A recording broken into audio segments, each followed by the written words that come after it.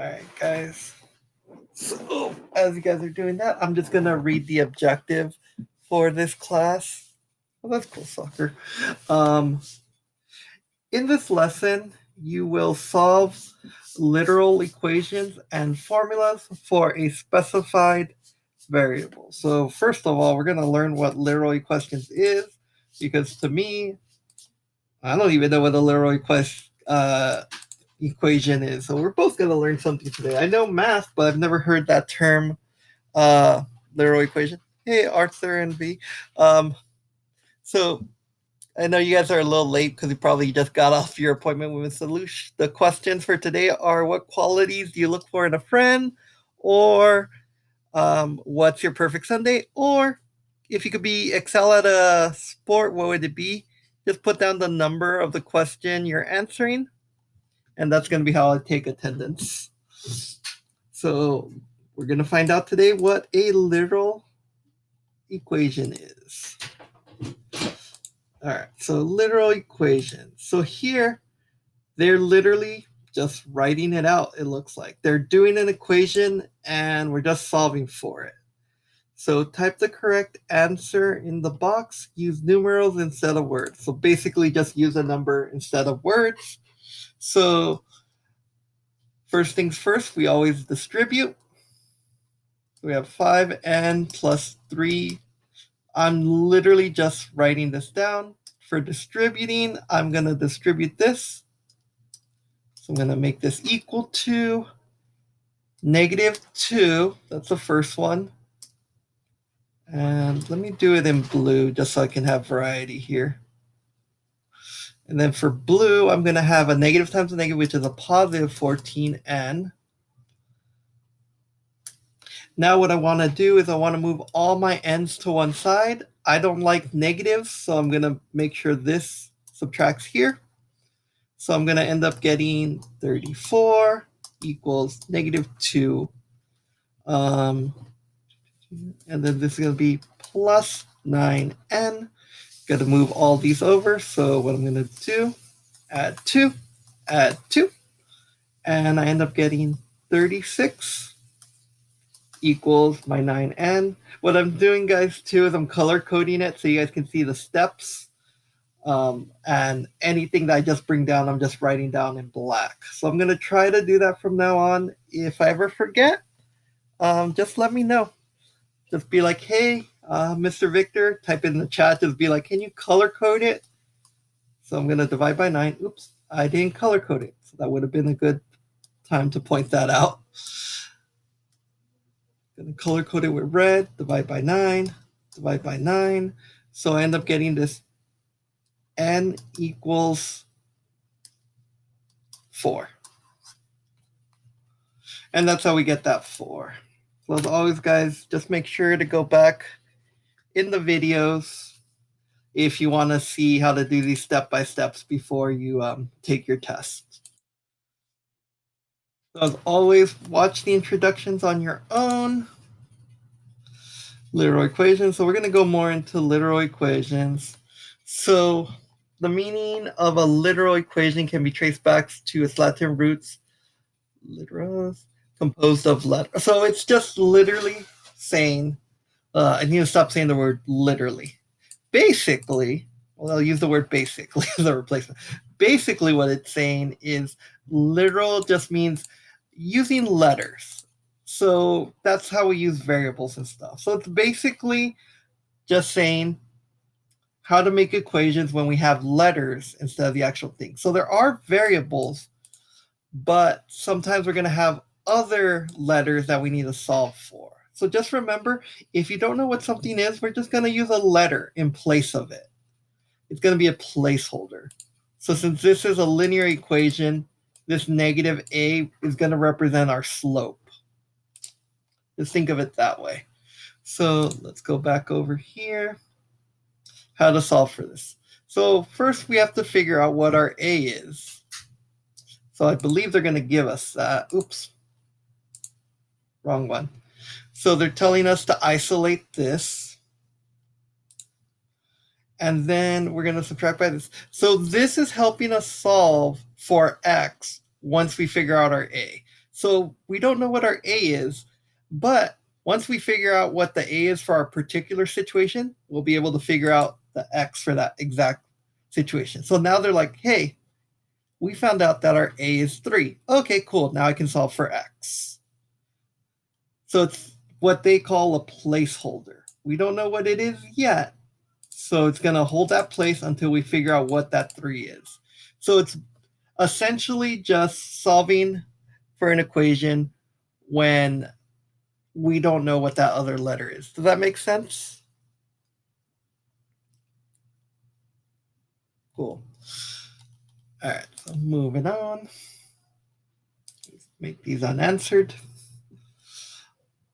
And I don't think that worked out that well. Did it? Nope, it did. So this is going to say we're going to rewrite the equation solving for x in terms of a. And you guys will see this later on. You'll see it on a lot of tests and stuff. It's essentially just saying we're solving the literal equation for it. We don't know what that a is yet, but we do want to solve for it. We want to solve for x, just we don't know what the a is. So that's what it means by in terms of a. It's like solve for it. We know we didn't give you this. It's fine. Don't worry about it. Just solve for x in terms of a. So first thing we're going to do, I'm going to rewrite this 3ax minus 4 equals 20. So I'm rewriting it first. I want to isolate. So the first thing I'm going to do is I'm going to add this 4 to both sides. And then I'm going to get 3 over a. And this equals 24. And I used the wrong colors. I'm sorry. A over... sorry, guys. It's Monday. I'm sorry. There we go. So what I would want to do now, I kind of want to solve for a, but everything looks really confusing. So what I'm going to do is I'm going to pretend that there's a 1 underneath here, and now I have a fraction equal to a fraction. So with that fraction equal to a fraction, what I'm going to do now is I'm going to cross multiply.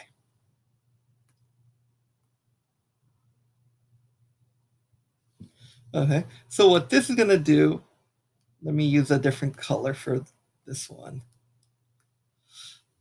I'll use red. So the red is 3 times 1. Well, that's 3. And then the green, so this is equal to whatever the green is. And the green is 24a. Where'd my x go? Oh, I'm sorry, guys. I forgot to put my x. The x is right here. So this x, think of it as it's up top. So this is 3x. So now since I'm solving for x, what I want to do now is I want to divide by 3, and I'm going to get this x equals 24 divided by 3 is 8, so I get 8a. Did everything make sense? I know this is a little tricky where I did this cross multiplication. The reason why I did cross multiplication here is because I wanted this a to go away so I could cross multiply. Another thing I could have done too, let's say you guys don't like cross multiplication. If I had this 3x divided by a equals 24, I could have just done this. Times a, and I'll get 3x equals 24a. Then I could have divided by 3, and I would have gotten the same thing. X is equal to 8a. So that gives you 2 options. If you guys like doing cross multiplication, go for it. If you don't, it's a little complicated. It looks a little easier in this case because I'm color coding it. Forgot to color code that one. So it reminds me that, oh, the red is this, the green is that. if you don't like that, you can always, let me isolate this. What you can always do is just multiply by a. Oops, I didn't isolate it very well. Oh, and it's gone. Um, so two ways of doing it once you get to that point, that 3 over a equals 24. You can cross multiply or you can just multiply by a, whichever way works best for you. Moving on here. So now we're going to write down that a equals negative 2. So if we remember, it said x equals 8a. Now it's saying that this is negative 2. So when I rewrite this as x equals 8 times negative 2. So this essentially becomes negative 16 because 2 times that is negative 16. Write down what you guys think. In the self-evaluation, you can also write down like, oh, I like doing it multiplying by a method. I like doing it cross multiplication. Whatever you want to write in here, guys. Think of this not just as like self-evaluation. Write down what you guys think. Kind of use it like as a journal of what you don't and do understand.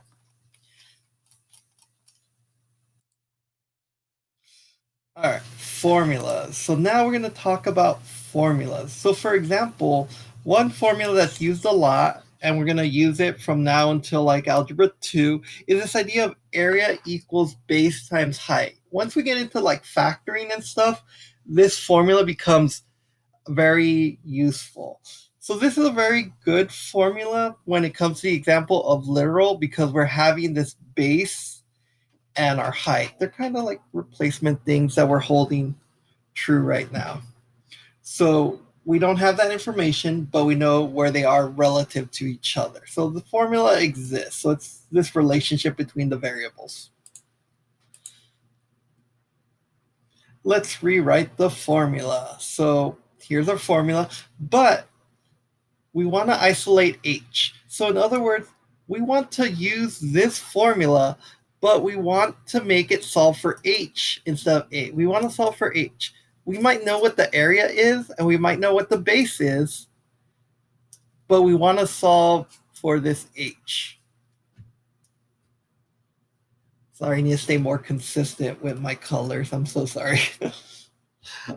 So that's all we're doing. We want to isolate this. So what they're going to do first is they're probably going to divide by b to get that a by itself. So they divided by b.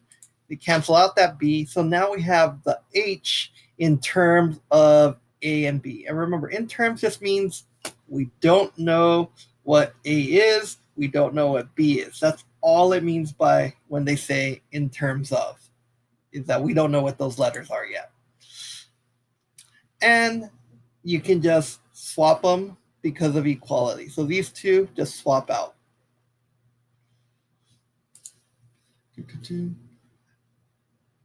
All right, and let's see here. So they're going to go into another one of these. So now, it's on, I hate this. I always try to click on answer and it doesn't do it, but you guys already saw it, so I'm just going to go into this here. What we're doing here first is we're going to subtract the 32 from both sides. That's where this comes from. After we subtract that, we have to multiply by 5 over 9. That cancels this out. So that's where this 5 over 9 comes from.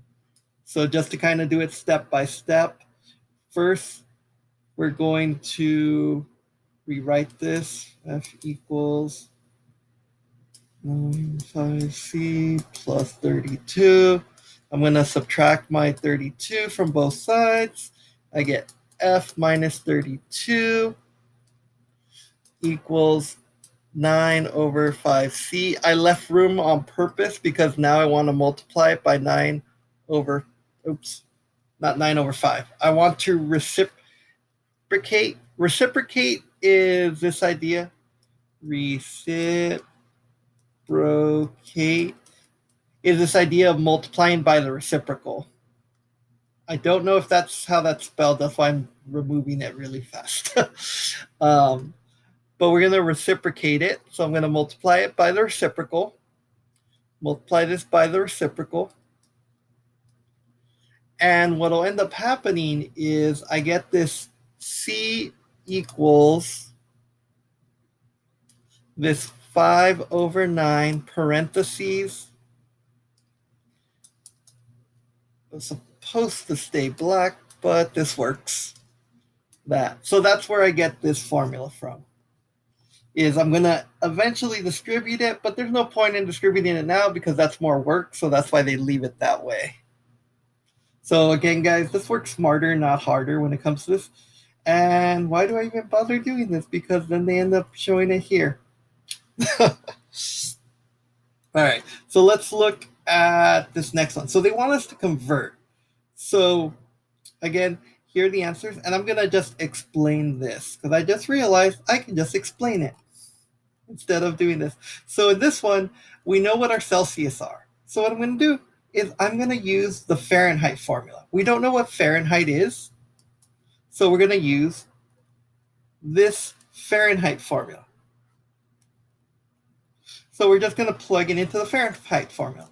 In this case, we don't know what Celsius is, so we're going to use our Celsius formula. We're going to use the blue. Let me use different colors so it's easier to tell the difference. I'll do it in yellow. Okay, so we're going to use the Fahrenheit formula for the first one. So to do this, we're using the Fahrenheit formula. To do this one, we're going to use the Celsius formula because we need to solve for Celsius. Again, we don't know what our Fahrenheit is, so we're going to use our Fahrenheit formula. We don't know what the Celsius is, so we're going to use our Celsius formula. So that's why it's helpful to do what's known as these literal equations. It helps us solve for the missing variable. If we have this formula, we can derive the formula for the Celsius one. We just have to do this process to solve for it.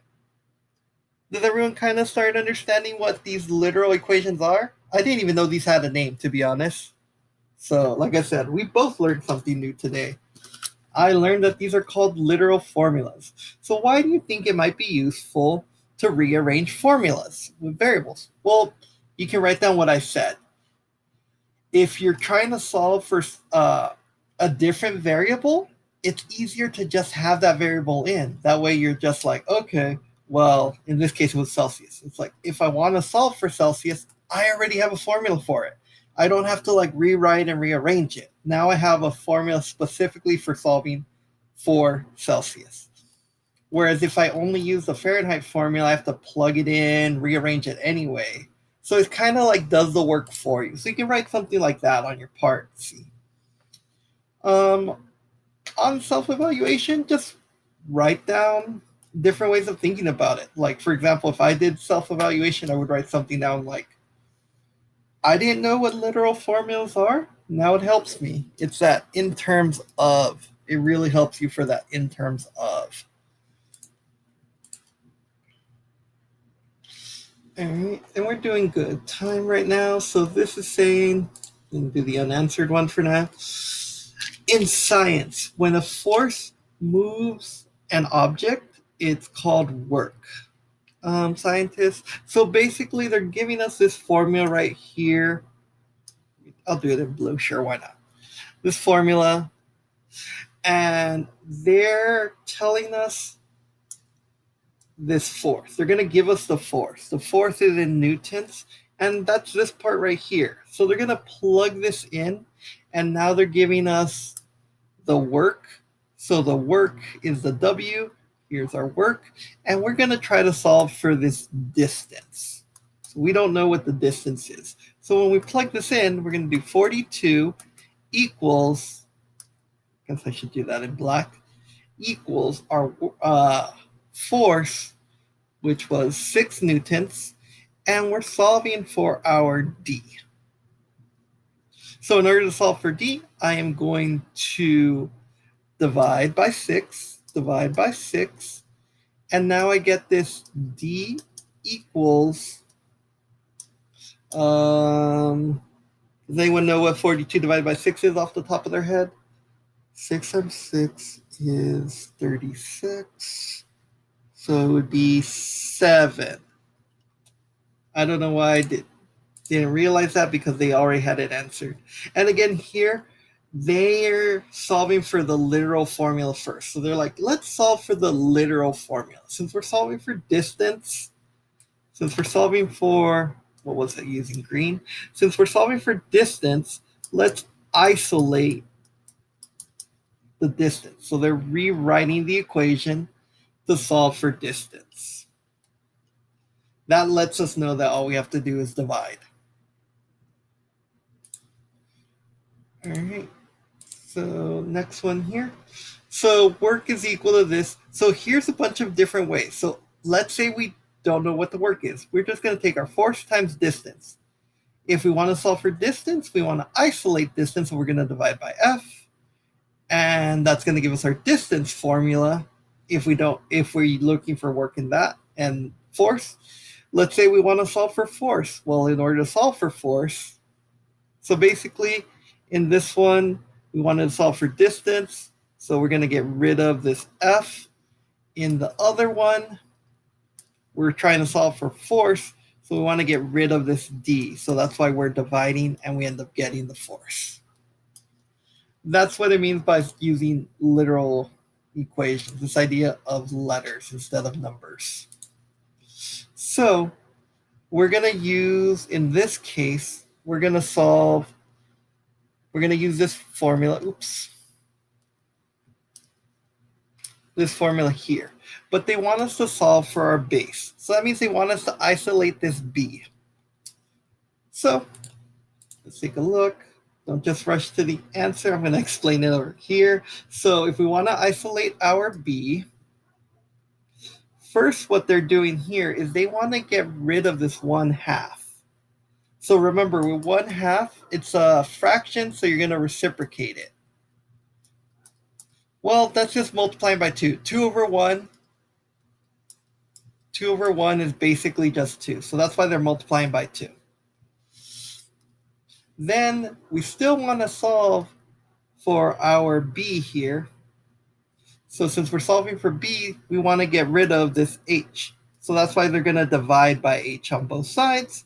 And now we have a formula 2A divided by H. And notice they keep the capital letter just to kind of keep it consistent. Sometimes, you need capitals to solve for things. The reason why it's capital in this case is area is in 2 dimensions. You don't really need to know it, but it's kind of just telling you, like, hey, these are one-dimensional things. Base is 1 dimension.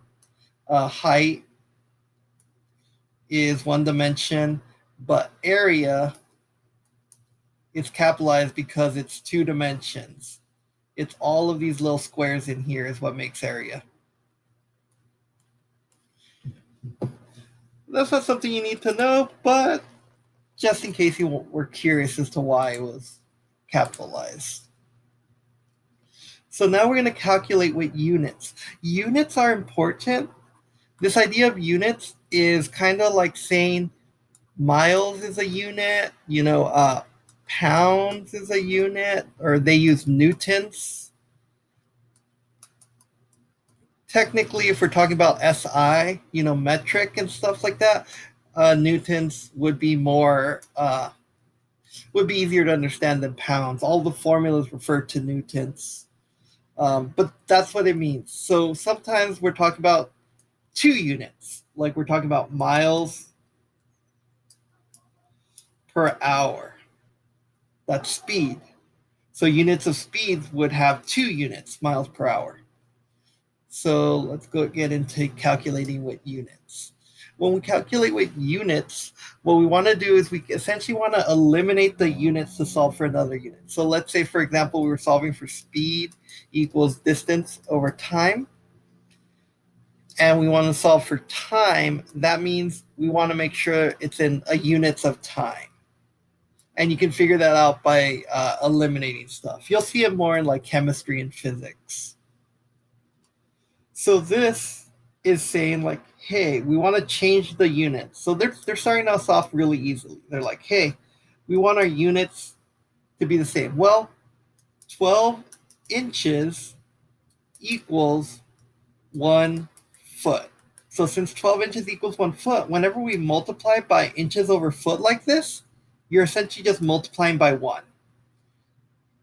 If it's 1 foot over 12 inches, and I realize I accidentally changed colors, guys, I'm sorry. This is also multiplying by 1.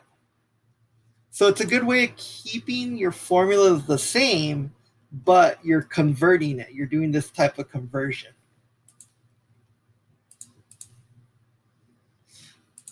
All right. So here, for example, you want to change these centimeters to inches. So what you end up doing is you're going to use the fact that 1 inch equals that many centimeters. So 1 inch equals 2.54 centimeters.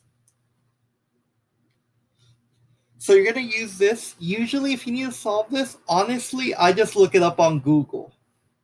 Like, you can look it up on, you can just go to Google and be like, centimeters in an inch, and Google, like, well, you saw it actually typed it in when I said it. Like, oh, centimeters to inch, and it'll tell you right here. But I wanted inches because inches are bigger. So I usually want to do the bigger one, inches to centimeters.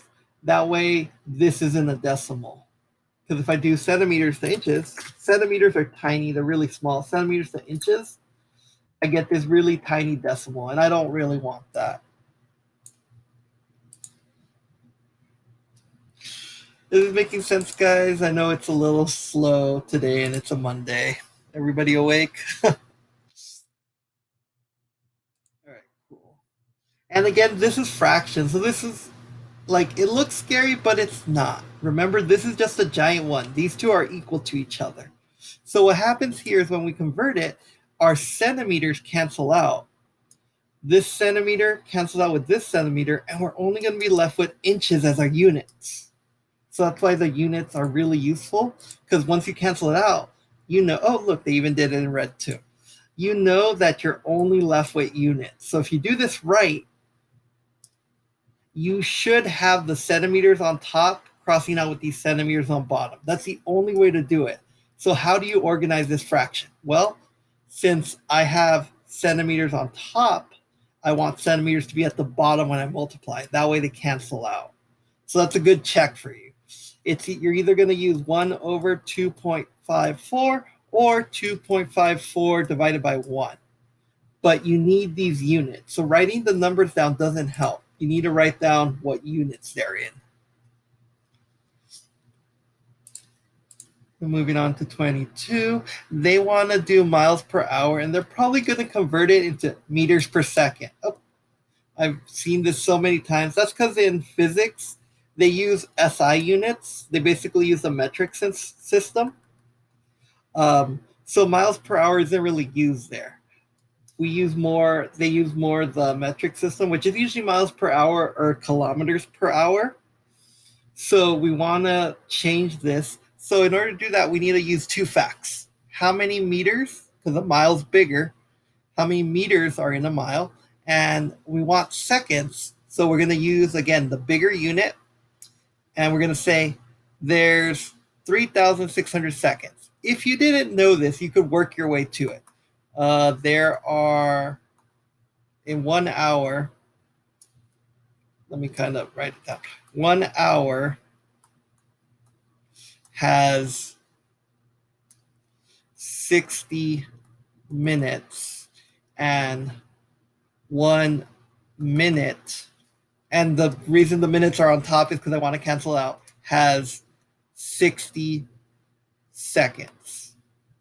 So what happens here is when I multiply this, I find out that 1 hour, because my minutes cancel out, 36 times, or 60 times 60 is 3,600. So that's how they got with this. They ended up saying that 1 hour is 3,600 seconds. So in case you didn't know how they got that, that's what they're doing. They're just multiplying these together, and now we know what our fraction is. All right, so now they're going to do our problem. So they're doing this 15 miles an hour. So you're going to do 1 mile over the meters. That way the miles cancel out. You're going to do, so they got this. You could write this out all in one equation, but they're doing it step by step. Then the next one, they're going to cancel out the hours. So 1 hour is that. The hours cancel out. Let me get my highlighter. This hour cancel out with this hour, and then we're going to be left with meters per second.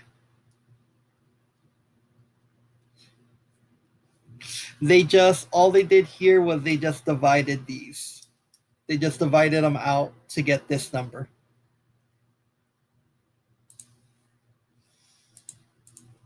All right, moving on. So here's our answer. So they want to know, what is it? Convert the value of meters per second to kilometers per hour. So we're going to use our facts right here. So how many meters are in a kilometer? Again, you can just Google that. Kilometer is the bigger one. So you can do 1 kilometer to meters. So 1 kilometer is 1,000 meters. The SI units are pretty simple. If it's kilo, it's 1,000 of your units. If it's, you won't see it that often, but deca, deca is 10 units. Hecto is 100. And then there's whatever your unit is. So your unit,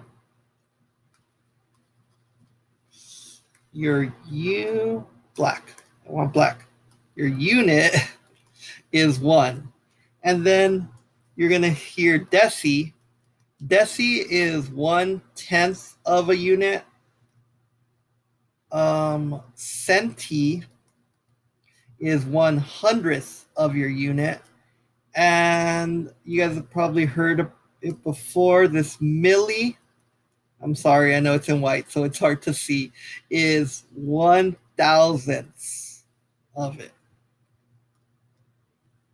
Again, if you guys don't want to memorize that, open up a tab and do it on Google. Just kind of have an idea of what the hierarchy is. That way it's easy to remember. A kilometer is bigger than a meter. Centimeter is smaller. So you want to do meters to centimeters, not the other way around because you get those weird decimals. So you write this in terms of that.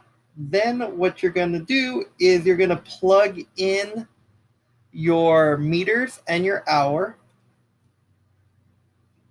So you're going to do 105 meters over a second. So 105 meters, do that. Multiply straight across. So multiply straight across, multiply straight across. And you're going to end up getting this. And then you just multiply again and cross out. Is this making sense, guys?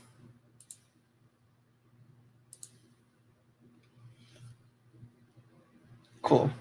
All right. And then converting quantities. So converting quantities is this idea of like, hey, I want to figure out like, okay, cool. 25 meters in 1 second. That's cool. But this is a really simple one. So I'm sorry. It's an easy idea. How far am I traveling if I'm going 10 seconds? I don't care how far I'm going with 1 second. I want to know how far I go with 10 seconds. And these two will cancel out. So you're left with 250 meters. It's like, okay, if I'm doing in 1 second, I go 20 meters. How long will it take me to go 100 meters? So in 1 second, I go 25 meters. How long will it take me to do that? So essentially what they're doing is this idea of like, you want to make sure the unit that you're solving for will end up on top. So I don't like how they did this. I think they should write this down more like this. 25 meters per second, because that's our fact. And then it's like, how far do I go in 10 seconds? You know? And then it's like, well, now I want to figure out how long it's going to take me in seconds. So then I'm going to have this, my fact is going to be 1 second over 25 meters. I'm taking the same thing, I'm just writing it upside down. I'm doing the reciprocal. And this is an S for you guys watching it in the future. Um, and then I want to figure out how long it takes me. So I'm going to do this 10 meters here. That way these cancel out. And then I figure out how long it's going to take me to travel that far. I'm using the same fact. I'm just flipping it over one way or another. All right, so moving on here. So this tells me I have $175 per 1 pound. So I have this formula, this dollars divided by my pounds, LBS. I don't know why it's LBS. I didn't make up the rules. There's this comedian that says like LBS for pounds. That sounds like a lot of BS. But yeah, I didn't make it up. I don't know why they use that.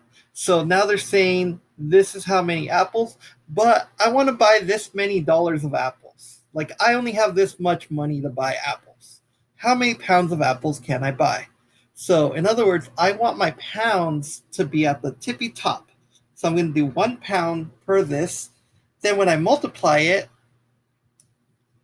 my dollars cancel out. And I'm only left with my pounds. So you're going to flip over, you're going to reciprocate your fact, your conversion rate. So this is your conversion rate. You're going to reciprocate it. That way you cancel out what you want to cancel out and you get those pounds.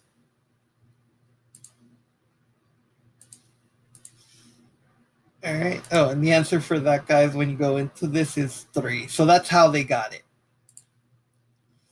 So action plan, when we work for measurements. So in other words, they're just saying plan out how you want to calculate it. So look at your formula and just kind of plan it out. So for example, if we're doing this, so drag the tiles to see what we want. So it looks like we want to solve for grams, right? I'm sorry, guys. We want to solve for uh, let's see here. They want us to solve they want our seconds to cancel out and they want our liters to cancel out. So how are we going to solve this? Like, okay, well, I want my grams to cancel out. So that means my grams have to be at the bottom. According to this, it's 4.6 or 4.3 grams. So I'm going to put that here. Okay, cool. Seconds here. So that means that I'm probably going to want my seconds. My seconds is 2.5, so that's my seconds right there. I'm going to use this 1 because according to this grams, this is 1 liter. So I'm probably going to want to cancel out my liters here, so I get this. Oops, this 2.5 goes here. I'm so sorry, guys. I kind of flipped this in my head. I got a little bit of mix up there. So 2.5 liters. This liter cancels out with this liter. These grams cancel out, and essentially I'm left with seconds. So once I submit this, we can see what they did here. The grams cancel out, the liters cancel out in seconds. So that's what it means by the action plan, this idea of figuring out what we're solving for. So when I'm doing this, round your answer to the nearest thing. So when you do this, all you're going to do, multiply your denominator or numerators, multiply your denominators, and you end up getting your denominators right here, your numerators here, divide it out, and that's going to give you this. I think they wanted you to round it to the nearest second, nearest whole number. So that's why they looked at this 2 in the 10th place, and they end up getting this for the final answer. All right, so moving on to here, we want to plan this out. So they want us to solve for, so calculate the number of meters. So we want to solve for meters. So that's why they end it. I was going to say start off. They put their meters here because they're like, hey, we want to cancel out these meters. All right, well, which other unit has meters in it? So if we go back here, the only other unit, oops, this is a different equation, I'm sorry. The only other unit that we have here is joules of energy. So suppose we know that a car uses that many joules of energy. So we have 41 meters per second. Okay, so that's why we have this 41 and this 1 second here. All right, now how many joules per second do we have? So here, suppose a car uses that many joules of energy okay, so that many seconds. So let me color code this because even I'm getting a little lost here. So we have this joules per 1 second, or meters per second. We have this meters per second, and then we have our joules per second. So we have this here. Then we're just going to reciprocate it. So every second, this means 1. So that's where we get that 1. So make sure you're reading this, highlighting it if you have to, guys. This is a useful thing to do. So when you're going in your notes, go into your highlighter and be like, okay, cool. I'm going to want this information. I'm going to highlight it. And then I'm also going to want this information. I'm going to highlight it a different color. Probably want to highlight more than that. Probably don't need this. So that's how you can use these tools when you guys are working them out during a tutorial, not just for this class, any of your classes. Perform the calculation you did in part B. So this is where you just, again, we're going to multiply all of our denominators and then multiply I keep saying denominators, multiply our numerators, denominators.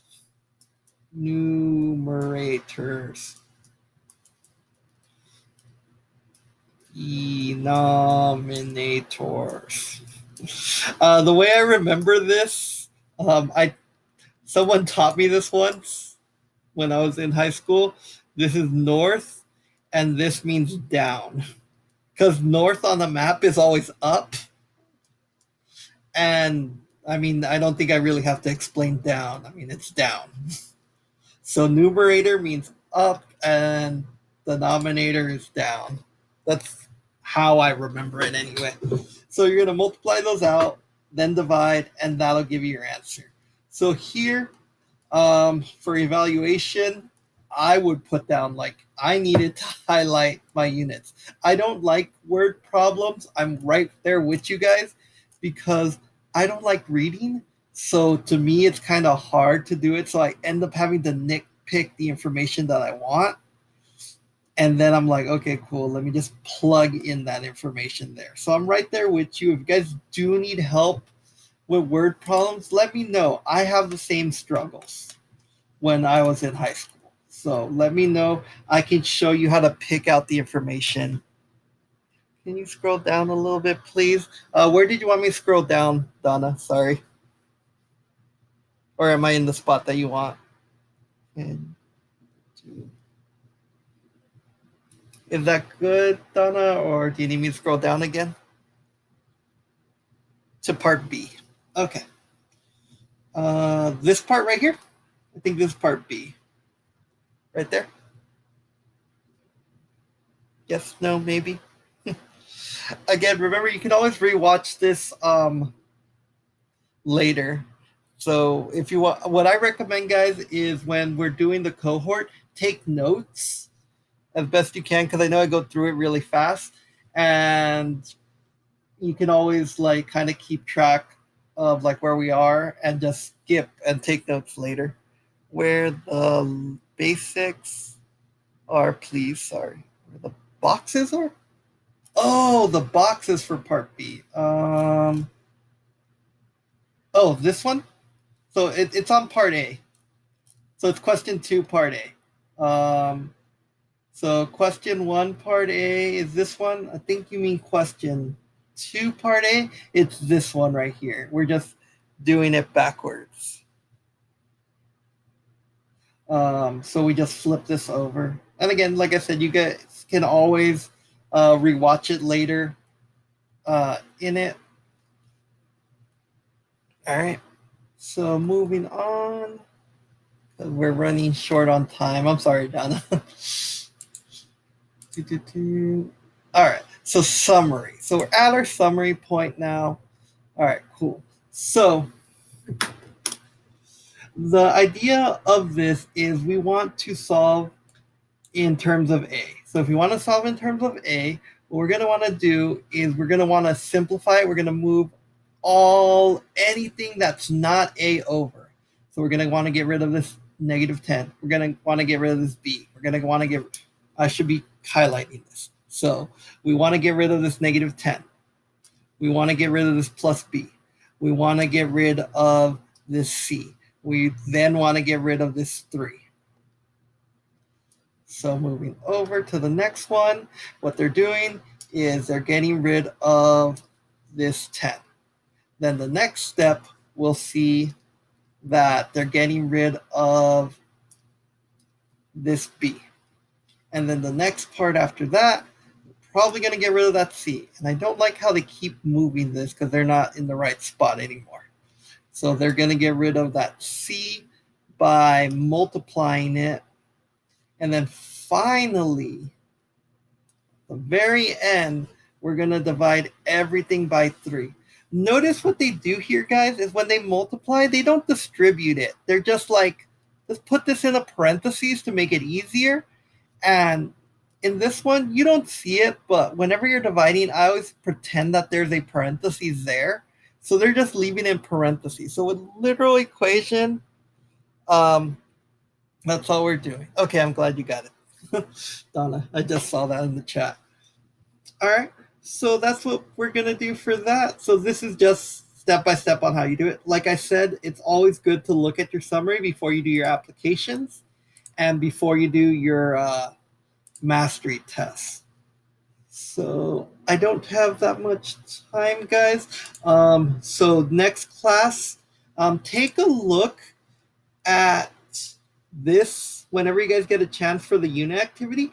It's very different, and the unit activity, it goes on for second semester, and it even goes into like Algebra 2. So learning how to do this unit activity is something you're going to want to learn how to use using the algebra tiles. I'll try to go into it next class.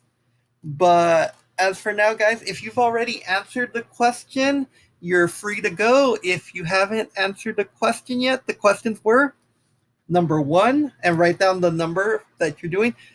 Let me stop the recording first.